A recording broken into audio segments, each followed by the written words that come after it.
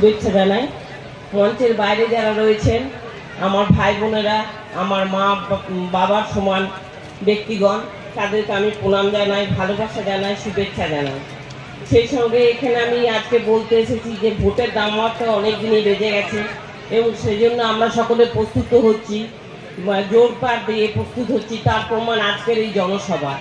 এই যে জনসভা বিপুল আয়োজন, তাতে যে মানুষ কাতারে কাতারে ভেঙে পড়ছে, তাতেই বোঝা যাচ্ছে যে এবারের ভোট কেমন হবে। মোদিজি চাইছেন বাংলা থেকে আমাদেরকে উচ্ছেদ করতে, কিন্তু কোনো মতেই পারবেন না। আমরা সবাই একসঙ্গে সঙ্গী হয়ে হাতে হাত ধরে এগিয়ে যাব, লড়াই করব এবং শত্রুদের বিপুল ভোটে জয়ী করে মমতা ব্যানার্জির হাতে তুলে দেবো, এই আমাদের শপথ। এছাড়াও আপনাদের করেন তা মুখে বলে বোঝাবার প্রয়োজন আমার আছে না। তার